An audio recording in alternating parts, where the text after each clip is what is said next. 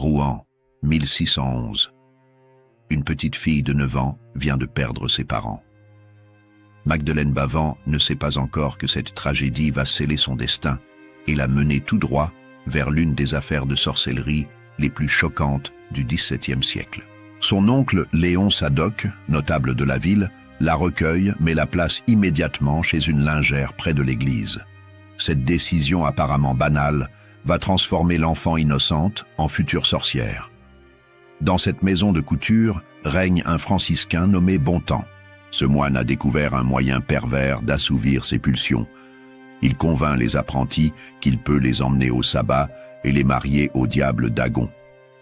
Pour rendre ses mensonges crédibles, il drogue les jeunes filles avec de la belladone et d'autres breuvages hallucinogènes.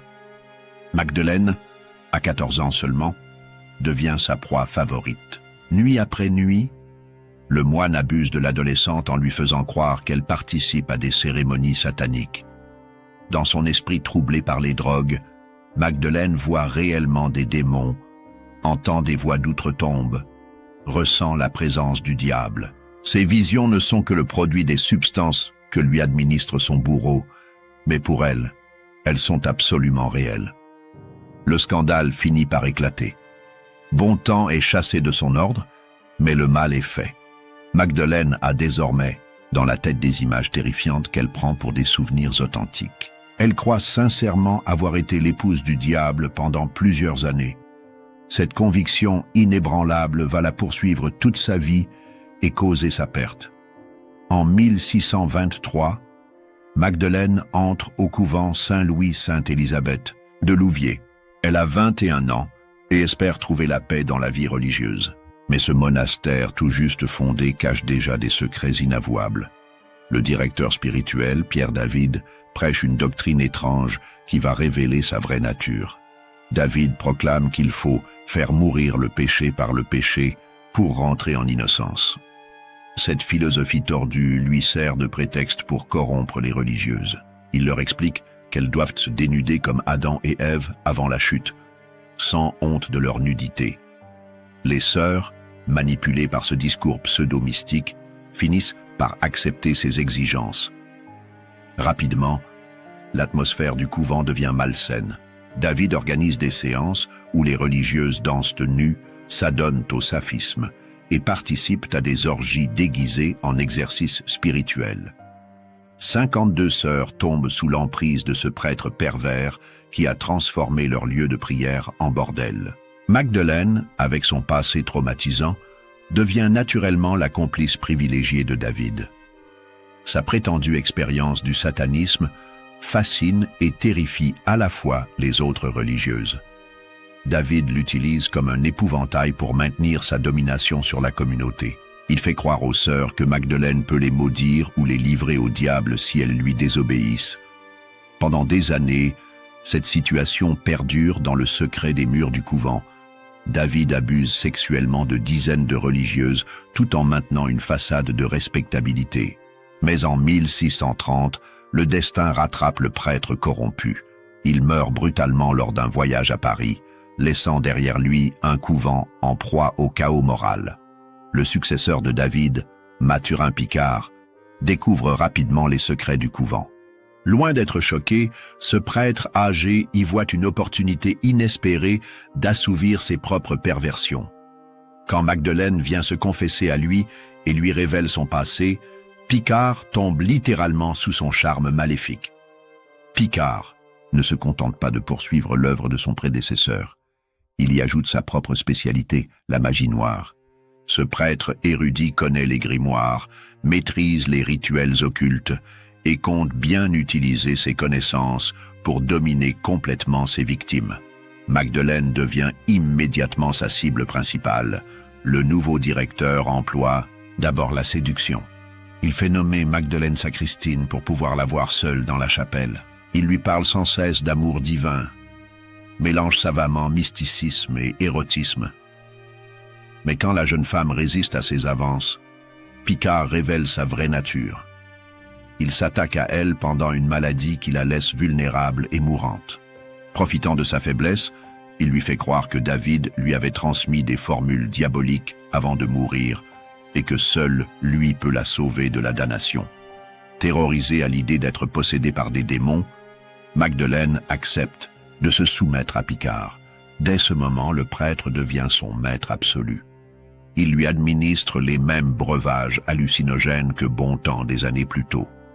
Sous l'effet de ces drogues, Magdeleine a de nouveau des visions sataniques. Elle croit être transportée dans des sabbats, servir d'autel lors de messes noires, s'accoupler avec des démons. Picard, craignant que Magdeleine finisse par se confier à un autre prêtre, décide de l'enchaîner définitivement à lui par un moyen terrifiant. Il exige qu'elle signe un testament où elle promet de mourir quand il mourra et d'être dans l'au-delà, là où il sera. Cette promesse macabre terrorise la jeune femme qui se croit dès lors vouée à la damnation éternelle. Désormais propriétaire de l'âme de Magdeleine, Picard l'utilise pour tous ses caprices. Il l'emmène dans des sabbats secrets où elle est prostituée avec son vicaire Thomas Boulet et d'autres femmes.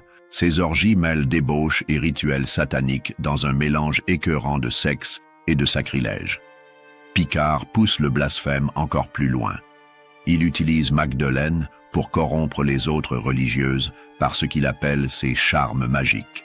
La méthode est précise et révoltante. Il trempe une hostie consacrée dans le sang de Magdeleine, puis l'enterre dans le jardin du couvent. Cette profanation est censée troubler l'esprit des sœurs et les rendre réceptives à ses manipulations. La technique fonctionne parfaitement. Une à une, les religieuses tombent sous l'influence de Picard. Elles participent aux orgies, se livrent à des pratiques sexuelles déviantes et finissent par croire, elles aussi, aux histoires de sabbats et de démons. Le couvent tout entier sombre dans la corruption. Picard va même jusqu'à rendre Magdeleine enceinte, bravant tout scandale. Pour masquer cette grossesse compromettante, il fait croire qu'elle porte l'enfant du diable, fruit de ses unions sataniques. Cette explication, aussi absurde soit-elle, est acceptée par les religieuses dont l'esprit a été complètement perverti. Sous l'effet constant des drogues administrées par Picard, Magdeleine développe un monde intérieur d'une richesse terrifiante. Elle décrit avec une précision saisissante ses prétendues aventures dans l'au-delà démoniaque. Ces récits, nourris par les stéréotypes de l'époque mais enrichis de détails personnels troublants, fascinent et épouvantent tous ceux qui les entendent. Elle raconte comment, lors d'un sabbat particulièrement grandiose, elle fut officiellement mariée au démon Dagon. La cérémonie se déroule dans une cathédrale inversée où tout est à l'envers. Les crucifix pendent la tête en bas, le sang remplace l'eau bénite, les prières sont récitées à rebours. Dagon apparaît sous la forme d'un jeune homme, d'une beauté surnaturelle, mais dont les yeux reflètent les flammes de l'enfer. L'union charnelle avec ce démon s'accompagne de souffrances indescriptibles. Magdeleine décrit des sensations de brûlure, comme si son corps était transpercé par des lames rougies au feu. Mais cette douleur physique s'accompagne d'un plaisir mystique qui la trouble profondément. Elle ne sait plus si elle doit fuir ces sensations ou les rechercher. Picard l'élève ensuite au rang de princesse du sabbat lors d'une cérémonie encore plus abominable. Pour sceller cette promotion diabolique, Magdeleine doit promettre d'ensorceler toute la communauté religieuse de Louviers. Cette promesse est ratifiée par la commission du crime de Sodome sur l'autel du diable, acte si ignoble qu'elle en garde une honte éternelle. Dans ses visions, elle participe à des messes noires où des enfants nouveau-nés sont sacrifiés et dévorés. Elle aide à préparer des maléfices en mélangeant des hosties consacrées avec du poil de bouc, des ossements humains et des substances innommables. Elle assiste à l'accouchement de sorcières qui donnent naissance à des créatures mi-humaines, mi-démoniaques. Forte de son nouveau statut de princesse du sabbat, Magdeleine devient l'instrument de Picard pour corrompre méthodiquement toutes les religieuses du couvent. Sa technique est redoutablement efficace.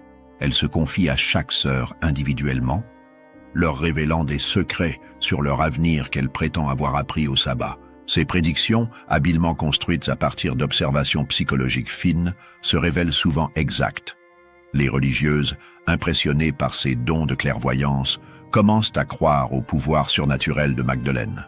Elle la supplie de les emmener avec elle dans ces assemblées mystérieuses où l'on peut connaître l'avenir. Picard et Magdeleine organisent alors de faux sabbats dans les caves du couvent. Ces séances mélangent habilement hallucinations provoquées par les drogues, manipulations psychologiques et orgies déguisées en rituels mystiques. Les religieuses, l'esprit embrumé par les substances psychotropes, croient réellement participer à des cérémonies démoniaques. Thomas Boulet, le vicaire de Picard, joue un rôle central dans ces mascarades. Déguisé en démon, grâce à des artifices théâtraux, il apparaît aux religieuses pour leur transmettre les ordres de Satan. Sa voix déformée par des techniques de ventriloquie semble venir d'outre-tombe. Les sœurs, terrorisées et fascinées, obéissent aveuglément à ses commandements. Progressivement, tout le couvent sombre dans la folie collective. Les religieuses passent leur journée à attendre la nuit pour participer au sabbat. Elles négligent leurs devoirs religieux, abandonnent leurs prières et ne vivent plus que pour ces moments d'extase démoniaque. L'établissement religieux est devenu un temple de Satan. La situation devient si grave que même les habitants de Louviers commencent à s'inquiéter. Des bruits étranges s'échappent du couvent la nuit, des lueurs suspectes filtrent par les fenêtres et l'on voit parfois des silhouettes danser nues dans les jardins. Mais personne n'ose affronter un prêtre respecté et ses saintes religieuses. En septembre 1642, Mathurin Picard meurt subitement d'une maladie foudroyante. Cette disparition brutale prive les religieuses de leur guide spirituel et de leurs fournisseurs de drogue. Privées de leurs substances hallucinogènes habituelles, elles commencent à ressentir un terrible manque qui se traduit par des symptômes physiques et psychologiques alarmants. Les premières manifestations apparaissent quelques semaines après la mort de Picard. Sœur Anne Barré de la Nativité, une religieuse particulièrement fragile psychologiquement, commence à avoir des convulsions spectaculaires. Son corps se tord dans des positions impossibles. Elle parle une langue inconnue et hurle que des démons la possèdent. Rapidement, le phénomène se propage à d'autres sœurs. Chacune prétend être habitée par un démon différent. Béhémonde, Acharon, Dagon, Ansitif, Léviathan. Ces entités maléfiques parlent par la bouche des religieuses pour raconter des histoires terrifiantes sur les sabbats passés et accuser Magdeleine d'avoir introduit le diable dans le couvent. Les symptômes sont de plus en plus spectaculaires. Les possédés parlent des langues anciennes qu'elles n'ont jamais apprises, révèlent des secrets sur la vie privée des gens du village et manifestent une force physique surhumaine. Leur corps se contorsionne dans des positions défiant les lois de l'anatomie, formant des arcs parfaits où seule la tête et les pieds touchent le sol. Certaines religieuses sont frappées par des forces invisibles qui laissent des marques sur leur peau. D'autres lévitent au-dessus de leur lit ou collent au plafond de leurs cellules pendant des heures. Toutes voient des créatures monstrueuses qui veulent les dévorer, des personnages terrifiants qui les menacent, et surtout le diable qui leur apparaît sous différentes formes. Face à l'ampleur des phénomènes, la supérieure du couvent ne peut plus cacher la situation. Elle fait appel à Monseigneur François de Péricard, évêque d'Évreux, qui se déplace personnellement pour constater les faits. Ce qu'il découvre dépasse tout ce qu'il avait pu imaginer. L'évêque assiste à des scènes hallucinantes. Les religieuses possédées blasphèment avec une vulgarité qui contraste violemment avec leur éducation raffinée. Elles révèlent des détails intimes sur la vie des habitants de Louviers qu'elles n'auraient jamais pu connaître normalement. Elles prédisent des événements futurs avec une précision troublante. Mais c'est surtout leur connaissance des secrets du couvent qui convainc l'évêque de la réalité de leur possession. Les démons racontent par le menu les orgies organisées par Picard, décrivent les sabbats auxquels participèrent les religieuses et révèlent l'existence de grimoires cachés dans les murs du monastère. Toutes les possédées accusent unanimement Magdeleine Bavent d'être à l'origine de leur malheur.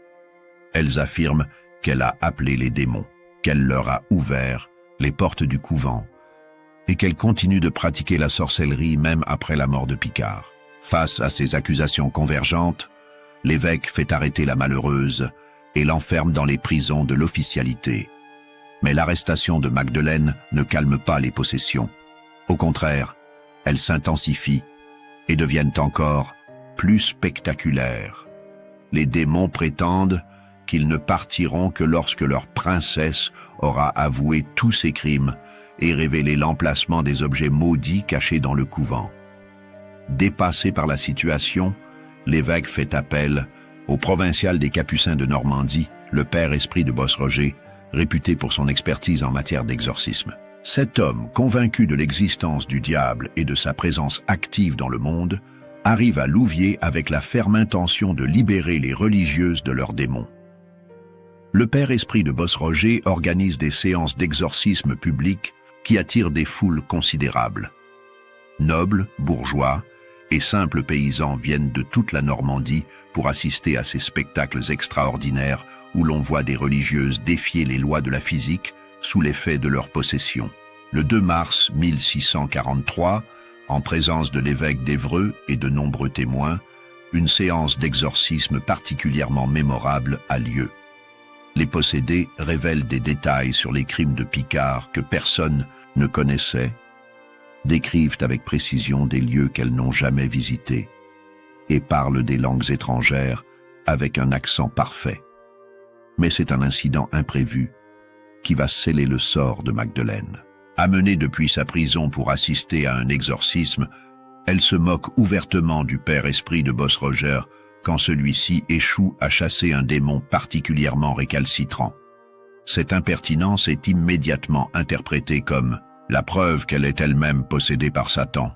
Dès ce moment, Magdeleine devient la cible principale des exorcistes. On l'examine minutieusement pour trouver sur son corps la marque du diable, signe supposé de son pacte avec Satan. On découvre effectivement sur sa peau des traces suspectes, cicatrices bizarres, grains de beauté inhabituels, zones insensibles à la douleur. L'évêque d'Évreux prend personnellement en charge les interrogatoires de Magdeleine. Les séances se déroulent dans les caves humides de l'évêché, où la malheureuse est soumise à des pressions psychologiques intenses destinées à lui arracher des aveux complets. Les techniques employées sont redoutablement efficaces. On fait alterner période de jeûne complet et gavage forcé d'aliments avariés. On la prive de sommeil pendant des jours entiers, puis on la réveille brutalement quand elle commence à s'assoupir. On lui fait entendre en permanence des récits terrifiants sur les tourments de l'enfer qui l'attendent si elle ne confesse pas. Mais c'est surtout la confrontation avec les religieuses possédées qui brise la résistance de Magdeleine. Les démons parlent par leur bouche pour la menacer de supplices épouvantables, lui rappeler des détails intimes de son passé et lui promettre le pardon si elle avoue tout. Face à cette pression constante, la jeune femme finit par craquer. Ses premières confessions portent sur sa jeunesse chez la lingère. Elle avoue avoir été séduite par le moine Bontemps qui l'emmenait réellement au sabbat et l'avait mariée au démon Dagon. Elle décrit ces cérémonies avec un luxe de détails qui trouble profondément ses interrogateurs. Encouragée par l'accueil favorable fait à ses révélations, Magdeleine continue ses confessions en évoquant sa vie au couvent. Elle raconte comment Pierre David l'avait initiée au mystère de la sorcellerie, comment Mathurin Picard avait perfectionné son éducation diabolique et comment elle était devenue la princesse du sabbat. Plus Magdeleine parle, plus ses révélations deviennent précises et troublantes. Elle décrit les sabbats avec un réalisme saisissant qui convainc ses interrogateurs de leur authenticité. Selon elle, ces assemblées se déroulaient dans une dimension parallèle où les lois normales de la physique n'existent pas. Elle raconte comment les sorcières s'y rendaient en volant sur des balais faits d'os humains, comment elles traversaient les murs comme s'ils étaient de la fumée, comment elles pouvaient prendre l'apparence de n'importe qui pour commettre leurs méfaits. Ces détails, inspirés du folklore populaire mais enrichis de touches personnelles, rendent ces récits irrésistibles. Les descriptions des orgies sataniques sont particulièrement choquantes. Magdeleine explique comment les participants se livraient à tous les vices imaginables, sodomie, bestialité, nécrophilie, cannibalisme. Elle décrit des accouplements avec des démons aux membres surdimensionnés qui déchirent la chair de leurs victimes humaines. Mais c'est surtout son récit de la profanation des hosties qui scandalise le plus ses auditeurs. Elle explique comment, Les sorcières volèrent les hosties consacrées dans les églises, les souillaient avec leurs excréments, les piétinaient et s'en servaient pour composer des poisons magiques destinés à empoisonner les récoltes et le bétail. Elle avoue avoir participé à des messes noires où des nouveau-nés étaient sacrifiés sur l'autel. Ces enfants, nés de l'union entre sorcières et démons, étaient dévorés crus par l'assemblée après avoir été baptisés au nom de Satan. Leur sang servait à consacrer de nouvelles sorcières et leur chair à préparer des onguents magiques. Plus ces confessions avancent, plus Magdeleine implique d'autres personnes dans ses accusations. Elle prétend avoir vu au sabbat de nombreuses personnalités respectées de la région. Nobles, bourgeois, prêtres et même des religieuses d'autres couvents. Ces révélations sèment la panique dans toute la Normandie. Parmi les accusés figure Thomas Boulet, le vicaire de Picard, que Magdeleine présente comme son complice principal dans l'organisation des sabbats. Elle affirme qu'il célébrait des messes noires, qu'il participait aux orgies démoniaques et qu'il recrutait de nouvelles adeptes parmi les jeunes filles de la région. Elle accuse également Pierre David, le premier directeur du couvent, d'avoir été un magicien de premier plan qui possédait une bibliothèque secrète de grimoires et de livres interdits. Selon elle, c'est lui qui avait enseigné à Picard les rudiments de la sorcellerie et lui avait transmis ses pouvoirs diaboliques avant de mourir. Mais c'est surtout l'implication supposée de Françoise Gauguin, une dame de la noblesse locale, qui fait sensation.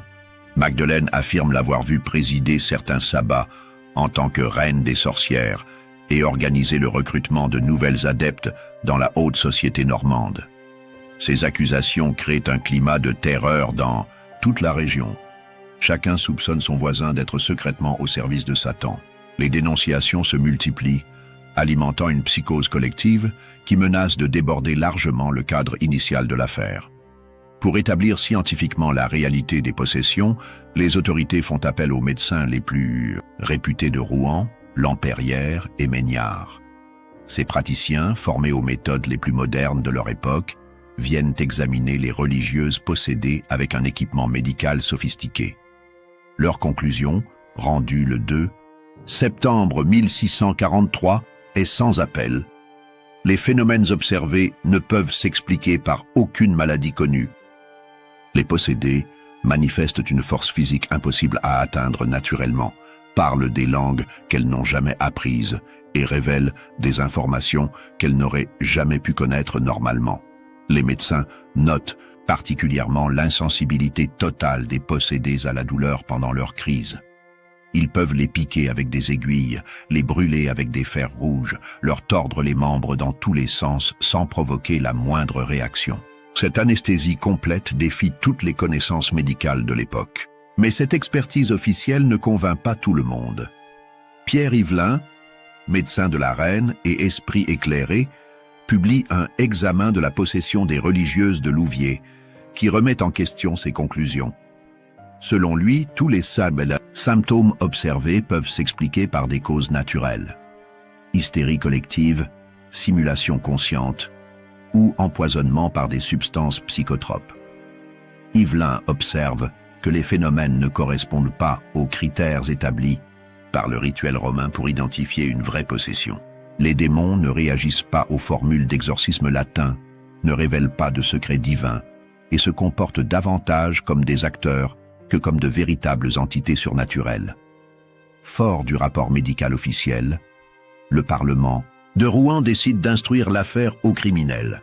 Le lieutenant criminel routier est chargé de mener l'enquête et de faire subir à Magdeleine les interrogatoires nécessaires pour établir la vérité sur ces crimes supposés.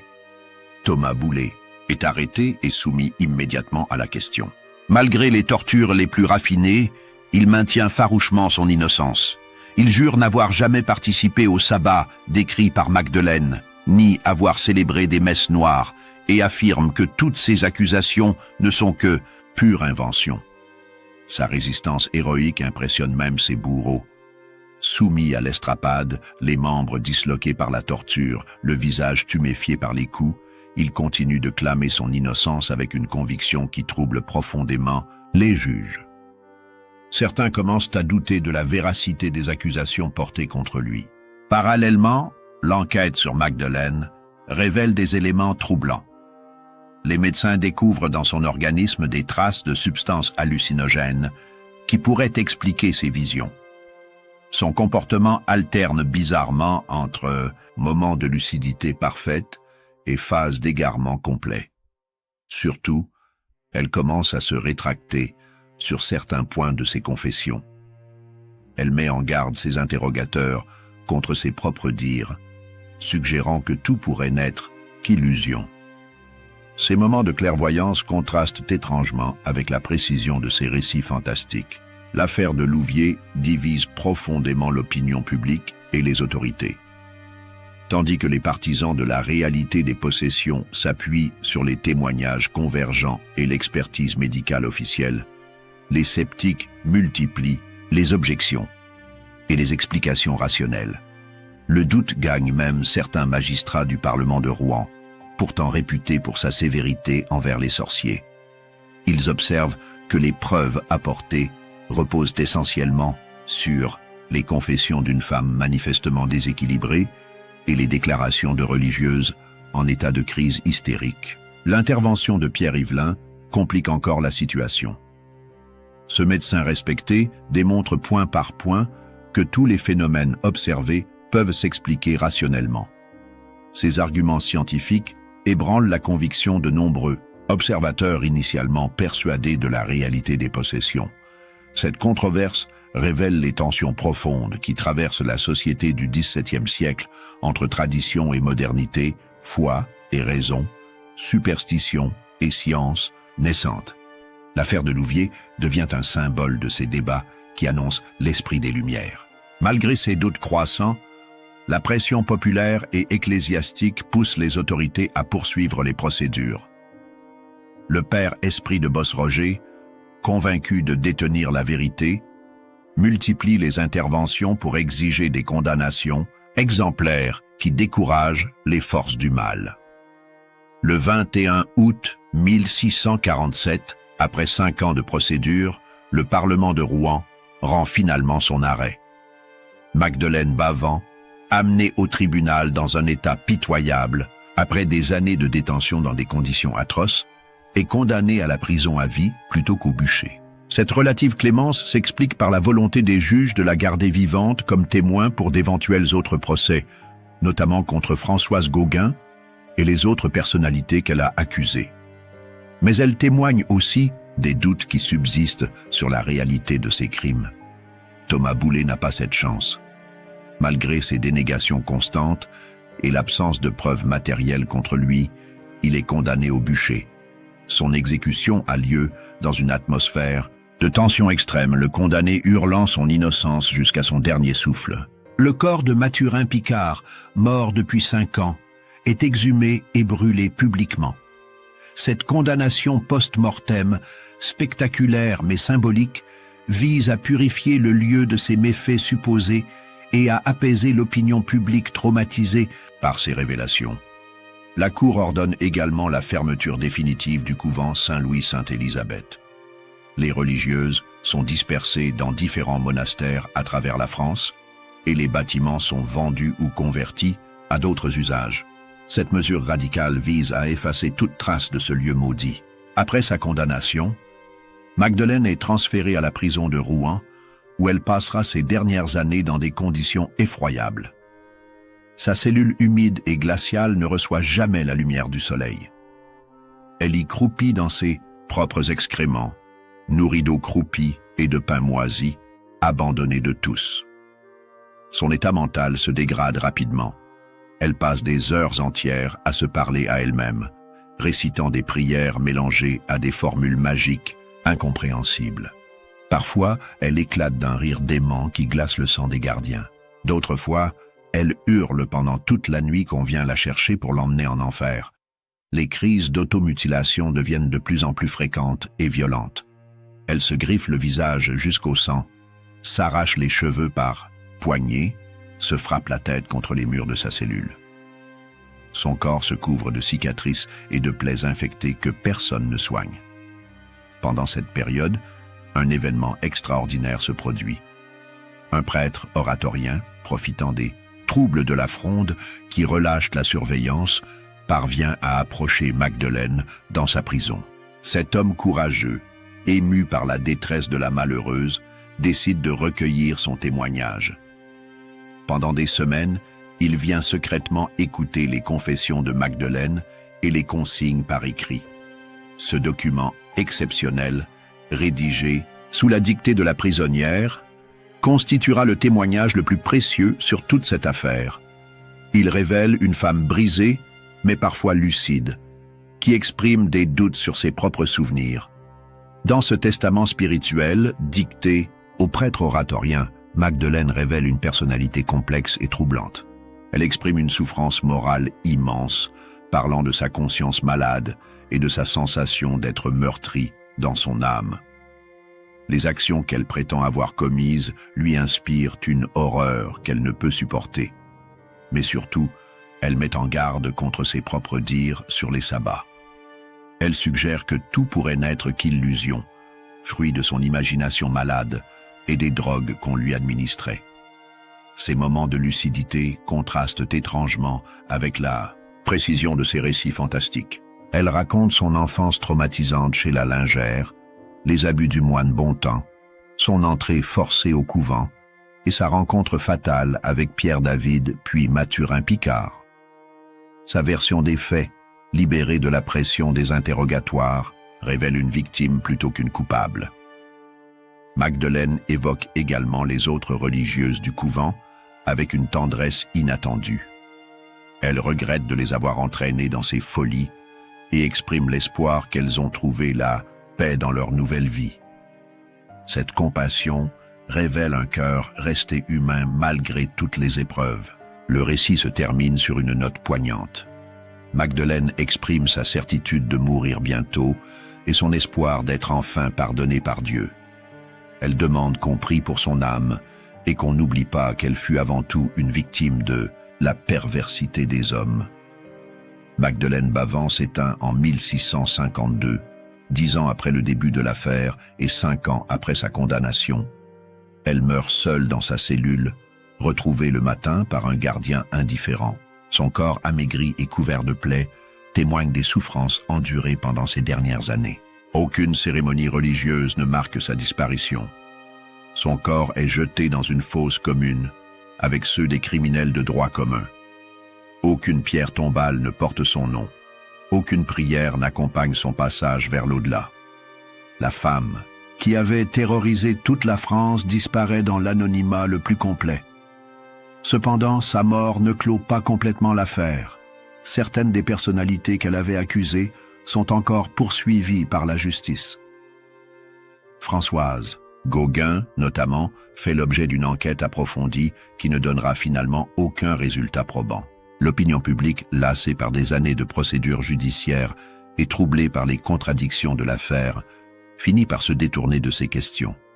L'attention se porte sur d'autres scandales, d'autres affaires, d'autres peurs collectives.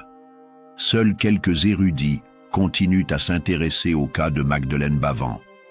Ils conservent précieusement sa confession finale et tentent de comprendre les mécanismes qui ont conduit à cette tragédie.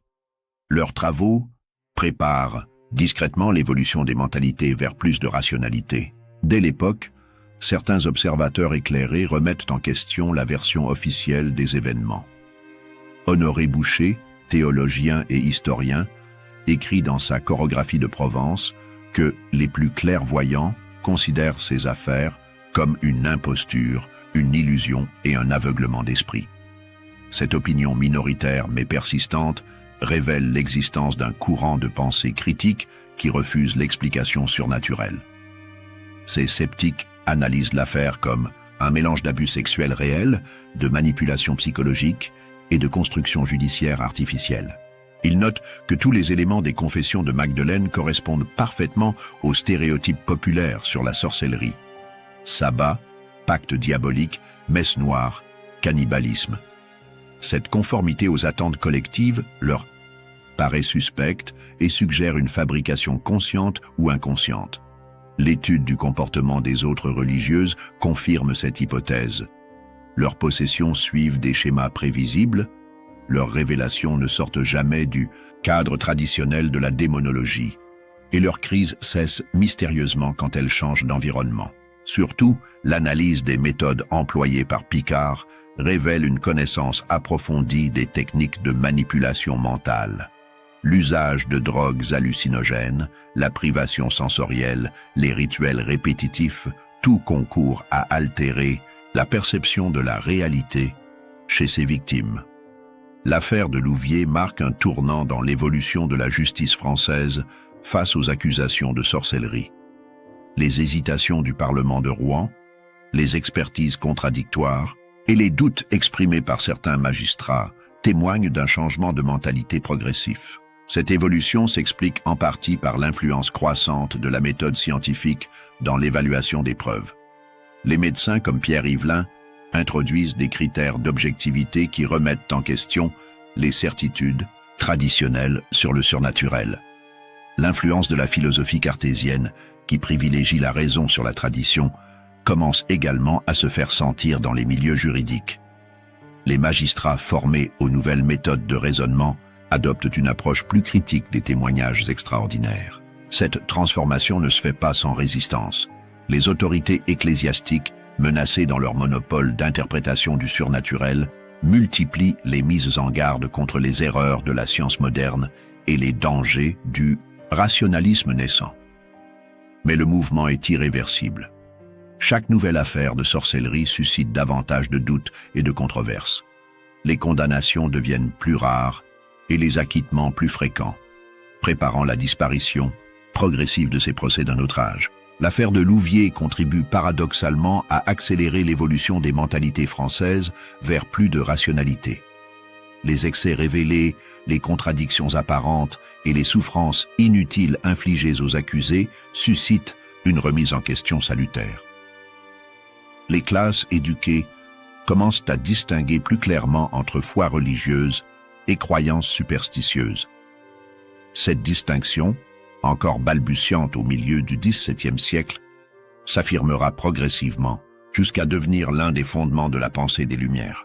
L'influence de cette évolution se fait sentir dans tous les domaines: littérature, philosophie, médecine, droit. Les auteurs osent traiter avec ironie les histoires de sorcières. Les philosophes développent des théories matérialistes. Les médecins cherchent des explications naturelles aux phénomènes inexpliqués. Cette transformation ne touche pas seulement les élites. Le peuple lui-même, traumatisé par les excès de la chasse aux sorcières, développe une méfiance croissante envers les accusations extraordinaires. Les dénonciations se raréfient et les lynchages populaires diminuent sensiblement. Cependant, cette évolution reste fragile et inégale. Les périodes de crise politique ou sociale voient ressurgir régulièrement les vieilles peurs et les anciens réflexes. Il faudra encore un siècle pour que la croyance en la sorcellerie disparaisse définitivement des milieux éclairés. L'histoire de Magdeleine Bavent traverse les siècles et continue d'interpeller les historiens modernes. Son témoignage constitue l'un des documents les plus riches sur la mentalité du XVIIe siècle et les mécanismes de la violence sociale collective. Les historiens y trouvent des informations précieuses sur la condition féminine de l'époque, les abus du clergé, les techniques de manipulation psychologique et l'évolution de la justice française. Ce cas d'école illustre parfaitement la rencontre entre réalité sociale et fantasme collectif. L'analyse moderne révèle que Magdeleine fut probablement victime d'un processus complexe mêlant abus sexuels précoces, conditionnement psychologique, administration de drogues hallucinogènes et pression judiciaire. Sa sorcellerie n'était que le produit de ces traumatismes accumulés. Cette interprétation ne diminue en rien l'intérêt historique de son témoignage. Au contraire, elle éclaire les mécanismes par lesquels une société construit ses boucs émissaires et projette ses peurs sur des victimes désignées. Ces processus restent malheureusement d'actualité. L'affaire de Louviers anticipe également sur les débats contemporains autour de la mémoire traumatique, de la suggestion thérapeutique et de la fiabilité des témoignages. Les questions soulevées par le cas de Magdeleine Bavent résonnent encore dans nos tribunaux modernes. L'histoire tragique de Magdeleine Bavent offre des leçons importantes pour notre époque. Elle illustre les dangers de la manipulation psychologique les risques de la suggestion collective et la fragilité de la justice face aux émotions populaires. Son témoignage révèle comment des traumatismes précoces peuvent déformer la perception de la réalité et créer des souvenirs de faits qui ne se sont jamais produits. Cette problématique reste d'actualité dans de nombreux domaines. Thérapie de la mémoire retrouvée, témoignages d'enfants, déposition sous hypnose. L'affaire montre également comment des personnages pervers peuvent exploiter la vulnérabilité de leurs victimes pour assouvir leurs pulsions. Les techniques employées par les prêtres corrupteurs de Louviers, isolement, chantage affectif, manipulation doctrinale, se retrouvent dans tous les cas de prédation contemporain. La dimension collective du phénomène interpelle aussi notre modernité. Comment des communautés entières peuvent-elles sombrer dans la folie collective? Comment des individus normalement sensés peuvent-ils adhérer à des croyances manifestement absurdes? Ces questions restent pertinentes à l'ère des réseaux sociaux et de la désinformation. Enfin, l'évolution de l'expertise médicale et judiciaire dans cette affaire préfigure nos débats actuels sur la place de la science dans l'établissement de la vérité judiciaire. Les controverses entre Pierre Yvelin et ses confrères annoncent les polémiques contemporaines sur l'expertise psychiatrique ou médico-légale. L'histoire de Magdeleine Bavent dépasse largement le cadre d'un simple fait divers du XVIIe siècle. Elle constitue un miroir troublant de l'humanité, révélant nos faiblesses, nos peurs et notre capacité à créer le mal que nous prétendons combattre. Cette femme, victime dès l'enfance d'hommes sans scrupules, devient progressivement le symbole de tout ce que sa société rejette et redoute. Sa trajectoire illustre parfaitement le processus de fabrication des boucs émissaires sur lesquels se cristallisent les angoisses collectives. Mais son histoire révèle aussi la capacité de résistance de l'esprit humain face à l'adversité. Malgré les traumatismes, les manipulations et les tortures, Magdeleine conserve jusqu'au bout des moments de lucidité qui témoignent de sa dignité intacte. L'évolution de l'affaire montre enfin comment les sociétés peuvent progresser vers plus de rationalité et d'humanité. Les doutes exprimés par certains contemporains, les remises en question de la science naissante et l'évolution progressive de la justice témoignent de cette capacité d'amélioration. Aujourd'hui encore, l'histoire de Magdeleine Bavent nous interpelle sur notre propre rapport à la vérité, à la justice et à la différence. Elle nous rappelle que la vigilance est le prix de la liberté et que la raison reste notre meilleur rempart contre la barbarie. Cette nonne qui avoua avoir couché avec le diable nous lègue finalement un message d'espoir. Même dans les périodes les plus sombres, des voix s'élèvent pour défendre la vérité et la dignité humaine. C'est peut-être là son véritable héritage, plus précieux que tous les grimoires et sortilèges qu'on lui attribuait. L'affaire de Louviers se referme ainsi sur une note ambiguë, mélange de tragédie personnelle et de progrès collectif. Magdeleine Bavent disparaît dans l'oubli, mais son témoignage survit pour éclairer les générations futures sur les dangers qui menacent toute société et les moyens de s'en prémunir. Son histoire nous enseigne que la véritable sorcellerie réside peut-être dans notre capacité à transformer des victimes en coupables, des faibles en monstres et des souffrances individuelles en spectacles collectifs.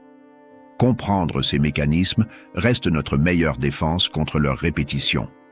Add to conversation.